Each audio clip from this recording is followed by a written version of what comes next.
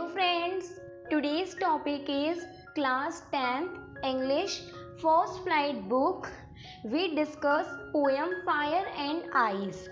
Let's start our poem Fire and Ice. Fire का means होता है आग, आइस का मीन्स होता है बर्फ. फ्रेंड्स, आपके पोइट की जो पोइट्री है उनका नाम है रॉबर्ट फ्रॉस्ट. अब देखते हैं पोयम की ओर. सम से the world will and in fire. कुछ लोग कहते हैं कि संसार का अंत आग से होगा. सम से इन आइस.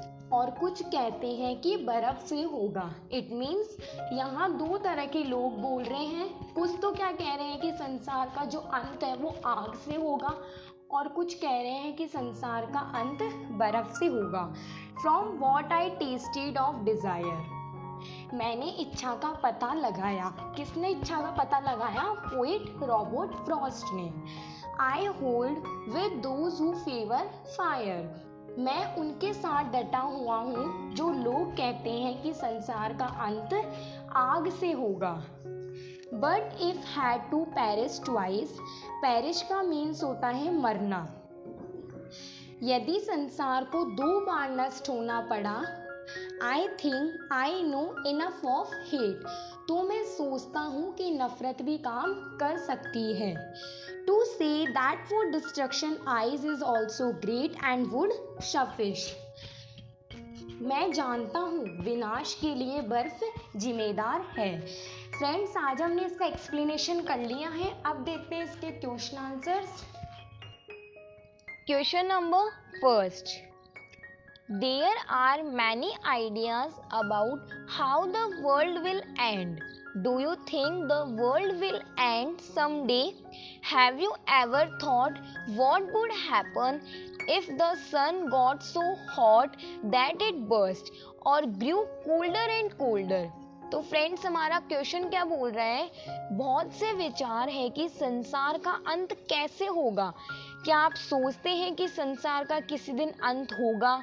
क्या आपने कभी सोचा है यदि सूर्य इतना गर्म हो जाए कि फट जाए या ठंडा होता जाए तो क्या होगा? अब देखते हैं इसका answer. Yes, I think the world would and someday. If the sun got so hot that it burst, there would be no sun and no vegetation and no oxygen and no life. If the sun grew colder and colder, the life on earth would end. अब देखते हैं next question number second. For Frost, what do fire and ice stand for? Here are some ideas. Frost के लिए अग्नि व बर्फ किसका प्रतिनिधित्व कर रही है? अब देखते हैं इसका answer. For frost, fire stands for desire, greed, lust etcetera. The more we try to satisfy them, the more they grow. For frost, ice stands for hatred, coldness, indifference, insensitivity, etc. Hatred leads to intolerance, conflict and cruelty. Thus fire and ice both bring destruction. अब देखते हैं question number third.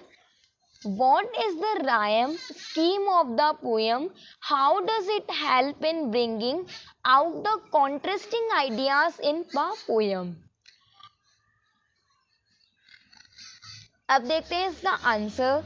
The rhyme scheme of the poem in the first stanza is ABAA and in the second stanza it is ABABA. The lines with the same rhyme have similar thought, but those with different rhyme have contrasting ideas. In the first stanza, first, third and fourth line end with the words fire, desire. Fire similar thoughts, but the second line end with the word ice. A different rhyme and contrasting idea. Friends, आज हमने इसके question answers भी clear कर लिए. मिलते हैं next video में. तब तक आप मेरे चैनल को सब्सक्राइब कीजिए, बेल आइकन को प्रेस कीजिए. Thank you, good bye.